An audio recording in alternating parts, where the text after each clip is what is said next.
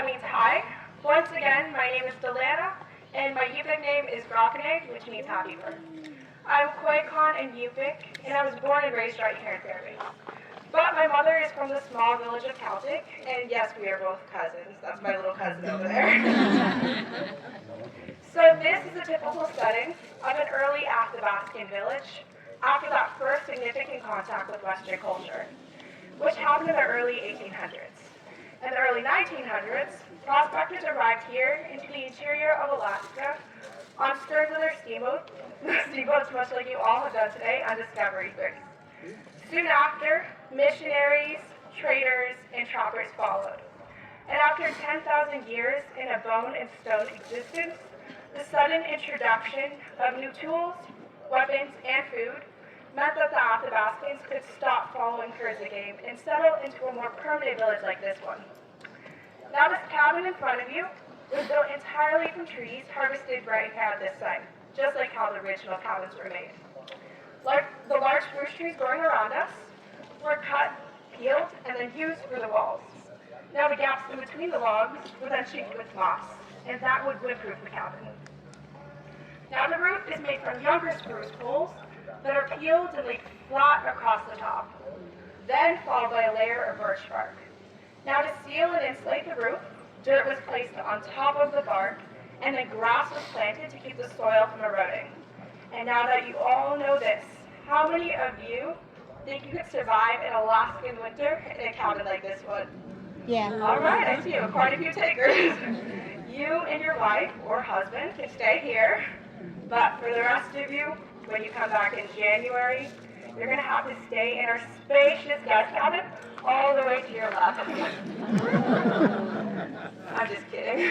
That's actually called a trapper's line cabin.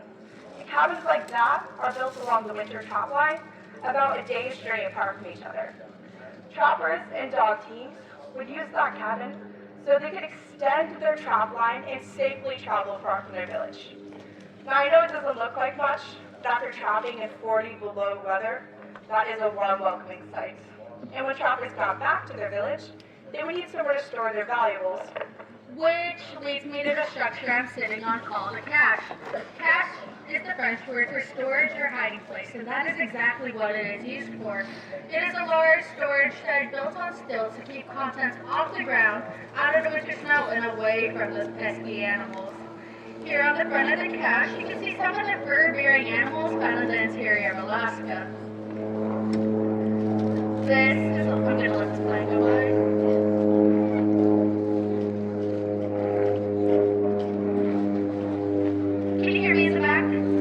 Okay, this is a large-sized timber wolf. It stretches 7 feet from nose to tail. The wolf was very important to the Athabascans for clothing. Cross-sections from the back of the pelt could be used to trim the rest of the parka, just like the one we saw, or the whole pelt could be used to make a complete parka, most often worn by men. This next pelt here is the lynx. The lynx are closely related to the bobcats and are known for their black tips on their ears, their short but cute stubby little tails, and their big fluffy paws that help them bound across the winter snow.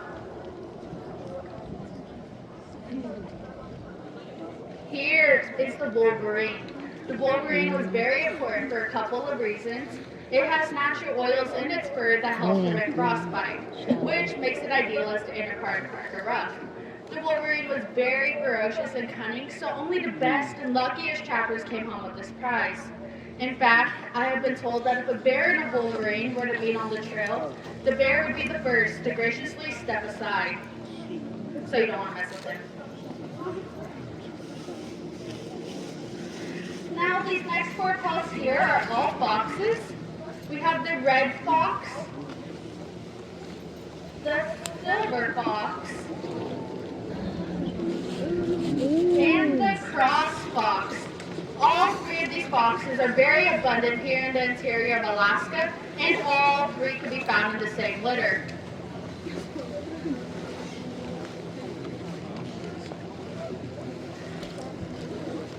Now this beautiful white one on the end here is the Arctic fox.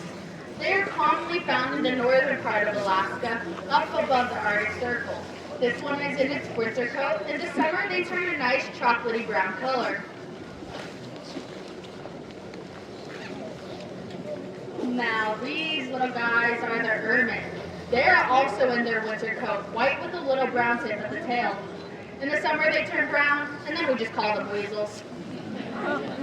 But Alaskans do have one more playful nickname for these little guys, but I do gotta ask first, is anybody here from Texas? Oh, we got a couple of hands. Well, welcome to the big state of Alaska, where we call them Texas-sized polar bears. No hard feelings, Texas. Now, this next call I have is the muskrat. The muskrat are very warm, and they're often used to make the body of a parka. It takes 40 to 60 of them to make a complete parka. Oh, wow. Here is the martin. It takes 3 martin pelts to make a nice warm fur hat. 1 for each side and 1 for the top. The tails are often left on for decoration. Many of you will recognize this next pelt. Any guesses? Mink. Yes, it is the mink. The mink are not very warm, so they're often used to trim clothing, or they were given to children to practice their skin sewing techniques. However, after Western contact, these guys became a little more valuable and became known as the money pelt. Now this last pelt I have is the beaver. The beaver is highly prized for its meat as well as its fur. With its long guard hairs and thick underfur, the beaver was very warm and water resistant. The beaver was often used to trim the cuffs of parkas, mittens, and mucklucks, which we call our winter boots. Well, now that we've shown you how the Athabascans lived after Western contact, we're going to travel back in time and show you how they lived before, and we'll also get to see those cute reindeer at our next stop. So if you please follow Delana.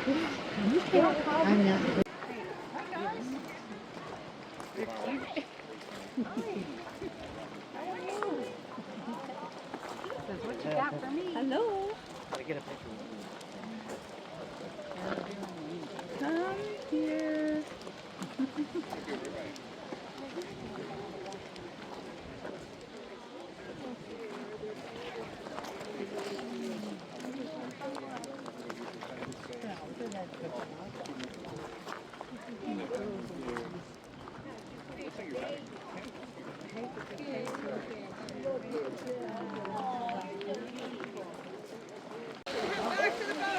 So we've come under a little rainstorm. As you can see, everybody started throwing on parkas. So they've moved this demonstration to the boat. Plus they're having technical difficulties with their audio, so they're moving to the boat. So these are reindeer. Very closely related to the caribou family.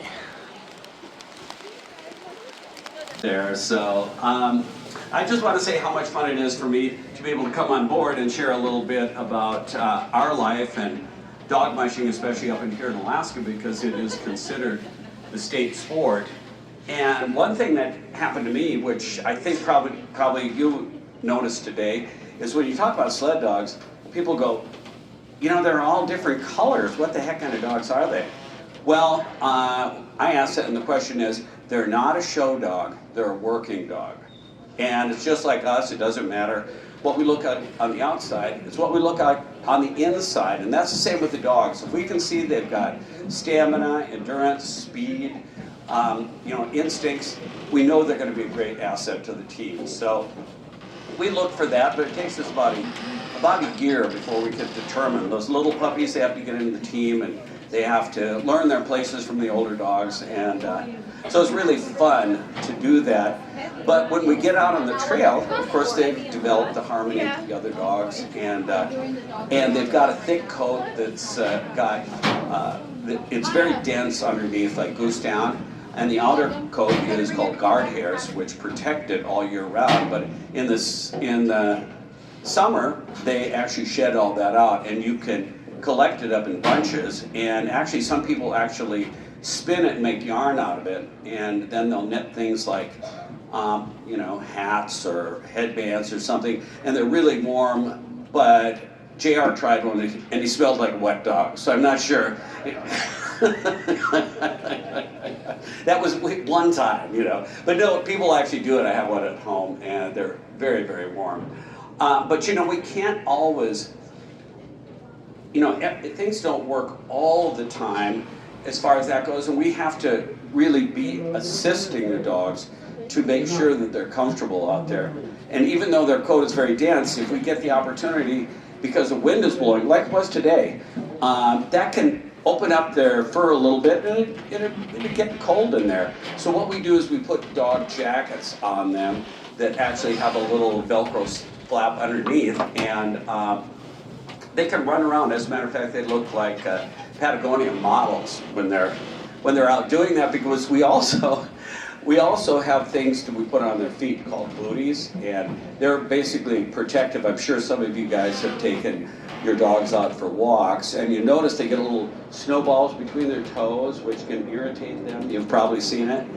And so we put these booties on, which are like, they're like socks, really. Jay, can you take your socks off and show us? No, I'm just kidding. A lot of things we can too. We just have to make sure that we don't have 35 dogs.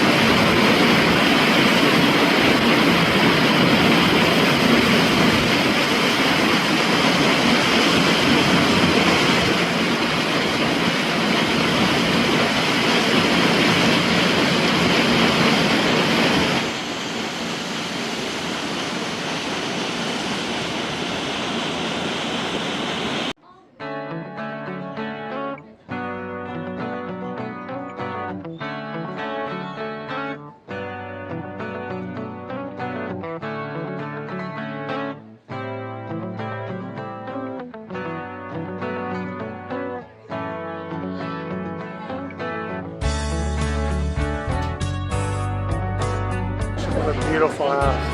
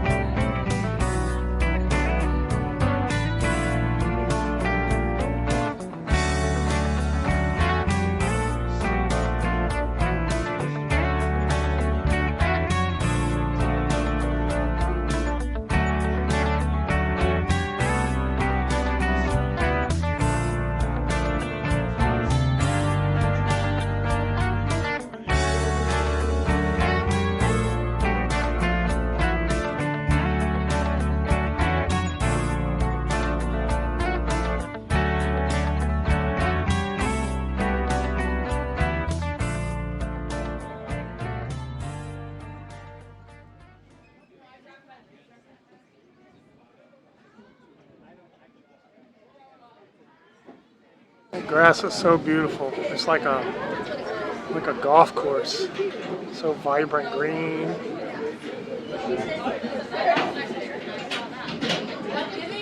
So they had said that the property is about $100,000 an acre on the water. That's with no structures on it, just raw land.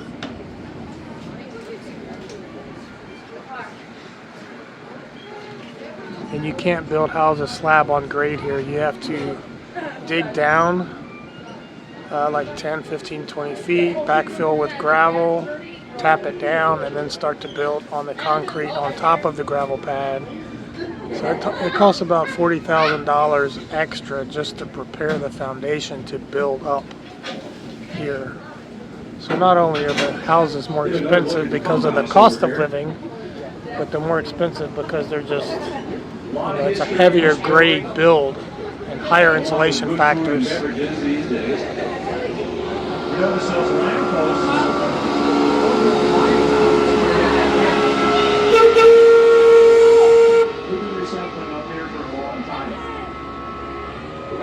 Got the intake pipes underneath the dock there, demonstration nozzle. Sections of the original water pipe along the boardwalk here that used to go over the hill, and they saved it and turned it into benches, and then some of the mining gear was up in the yard. So they really know their history. Popular local restaurant. Oh, and speaking of history, once upon a time, there was a young lady named Mary who came here to go to college in 1944. Married Jim Binkley, who had just gotten out of the service in 1947, and they started this business together in 1950. And as you probably already guessed, that lady is standing over here to our left. So let's say good afternoon to our beloved Mary Binkley over there. Getting around just fine at 98. She's got 11 licensed captains in her family, but there's only one admiral. And you just met her there in the blue jacket. Hey, Mary! Captain Binkley always said, I want to introduce you to my wife, partner, and best friend. So, she is a real interior Alaskan treasure. Tireless volunteer, too, for the United Way, the Salvation Army, scouting programs. Done an awful lot of good. I'm glad you had a chance to meet her.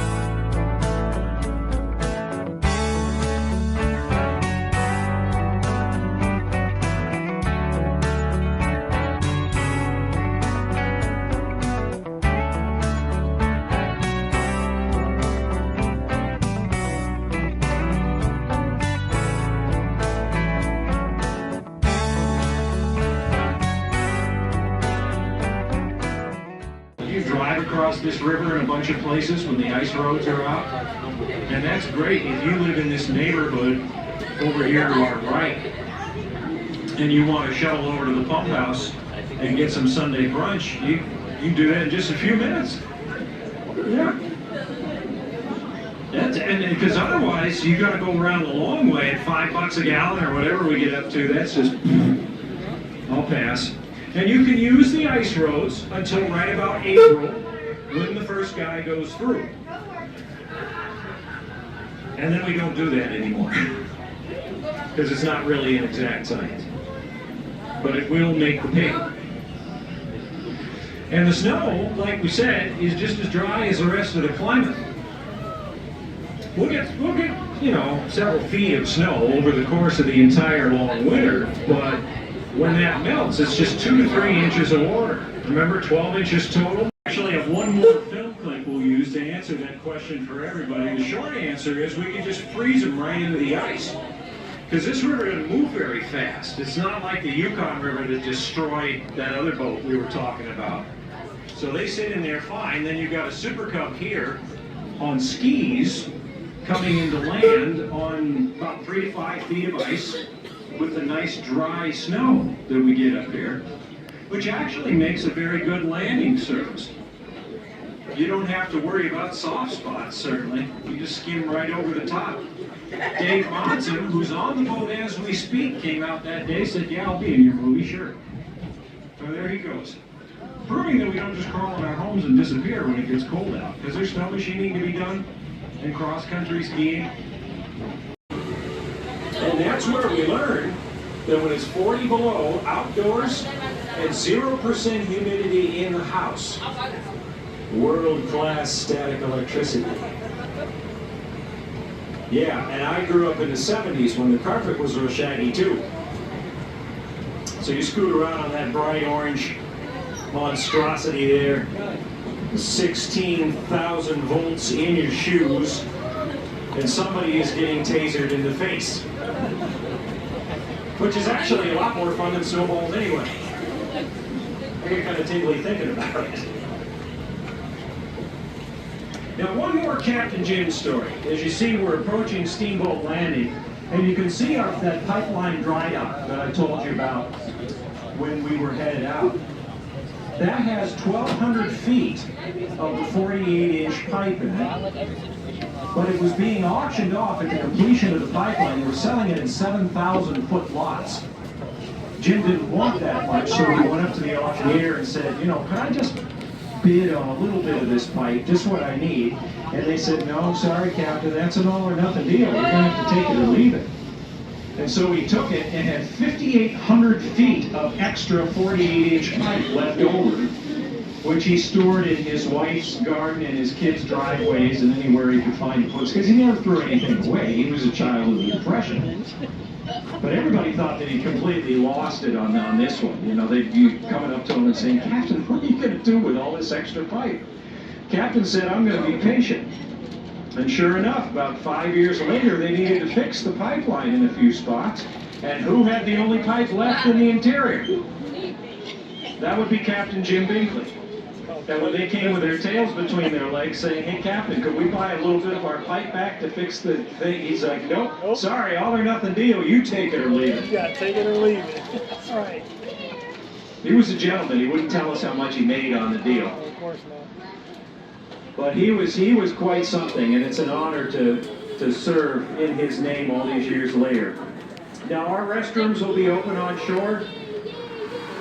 The 40 Below experience, if you want to try that. The Susan Butcher dog sled display, if you want to pose. And there's a nice image of Susan and Granite in there, by the way, so if you want to pose with your book.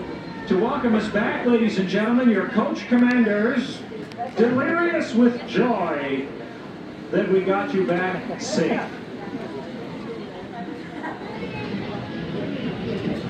And on behalf of Captain Wade Binkley and the Wheelhouse and the 5 generations of his family, we want to wish each and every one of you smooth air, calm waters, a clear trail, and Godspeed. Thank you so much for coming out today. Hope you have a nice afternoon. That was so much fun. I couldn't believe it. And this weather right now is gorgeous. It did get a little bit rainy, but I want to say the hospitality is so great aboard this ship, because I left my jacket up on the 4th deck where it's open and it started raining, and when I came back on the boat they had put it in a garbage bag to protect it and keep it dry. So that was super nice and just very professional. Everybody is so nice.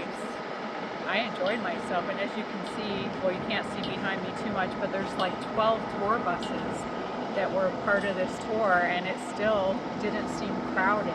Right. Because they keep everything spaced out good, and they know what they're doing. They have it down to a science. And just all the tour guide people were so great. And I feel like for the price, this was actually a good value. Oh, for sure. Where, you know, comparing it to Chena Hot Springs, where we didn't pay as much at Chena Hot Springs, but the value of what you got for your dollar, Yeah, because even the meal that you got was all you could eat. yeah, we didn't realize that when we signed up. We thought it was just a soup and salad yeah, so and a it's like dessert. $20 a person, but it was all you could eat. They and kept you get to refilling sit it. with a Yeah. nice group of people and meet people, and then even aboard you get free donuts as much as you want. Yeah, and free coffee. water. And then at the end, Yeah, you could try some of the salmon. They made a salmon dip that you could try on crackers. And, ooh, my goodness. that was almost as much as you wanted because I've never had people kept going salmon back. from here. It was so rich. The flavor was so delicious. I love salmon, but this is wow. So the lunch was $20 each, great value. And then the trip, how much was that? It's 90 a piece, but with the tour saver, it was BOGO, so it was 90 total plus the 40 for the lunch. So what a great deal. We So basically went for 130. $45 a piece, and Yeah, then the so- meal was $20 a Yeah, piece. so 130 altogether. But a great value because the whole trip was about 4 hours. Right, and not to mention if you buy that tour saver book, it was $80, so it pays for itself in probably 1 or 2 activities. Yeah, So, so it was a great deal. well, yeah, I really love this. This boat would have been fun at the Dry Tortugas, huh? Well, I don't know if they needed anything that big, Right. but that What an was amazing another nice trip. boat with another nice staff. But look, we had 70 degrees, it rained, it cooled off to about 62, and now it's right back to 70, Right. 72 degrees. And we learned so much too. Yeah.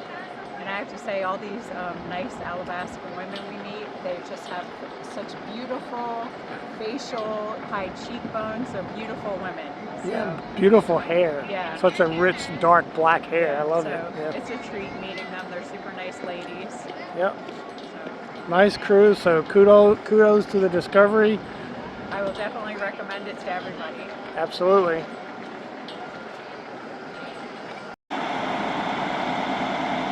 That's how many tour buses worth of people can fit on the boat. Pieces of gold in here to get gold fever.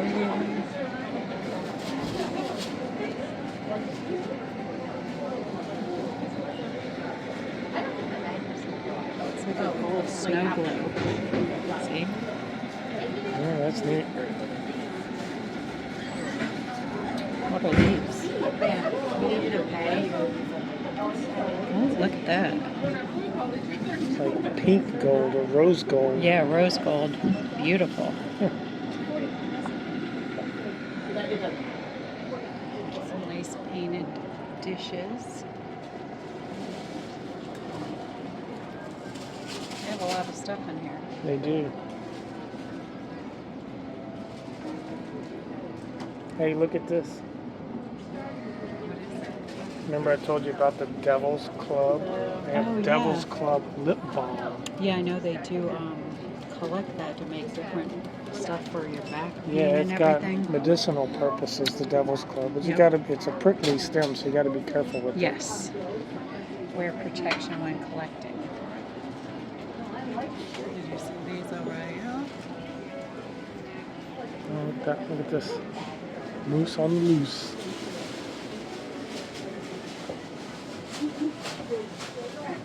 You got the big money, you can buy the lynx. I mean, you said the lynx was, not the lynx, one of the other ones. The mink was actually the less desirable of these. Yeah, because it doesn't keep you warm. Look at these. But those are nice to have. Rabbit earmuffs. Try them on. Huh? Can I get them from? Does that feel warm? Yeah. Can I get them? Oh, foxtail. Ooh, that's soft. The wolf is a lot. Ooh, $1,100 for the wolf. That's cool. He keeps you warm. Mm-hmm.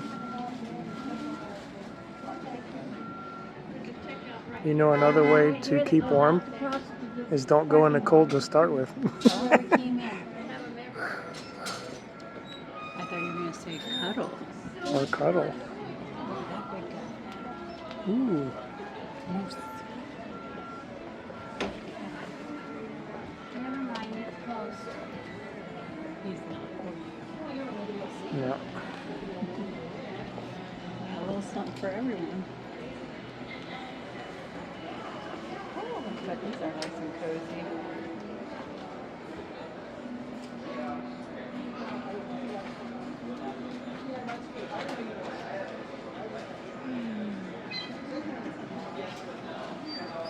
Some nice pants. Oh, nice. I don't do mornings. I could walk around in my pajamas. Ooh, they've got nice pockets. Little pants Yeah. with pockets. Pretty I might well need made a pair there. of these.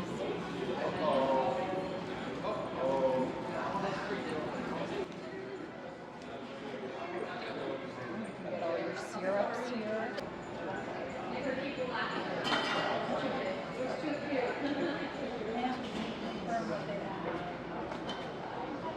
It's this Alaskan bourbon bar.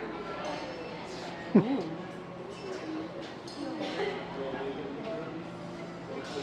I wonder where you go to buy some of that tea we tried last night. I don't know what this is.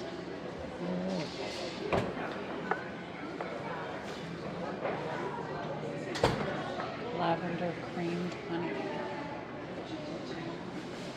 That tea was delicious. I am hooked.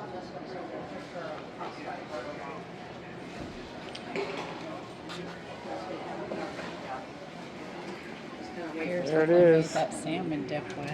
Yep. That's what they made the salmon dip with on the boat. Captain Jim's. Priceless.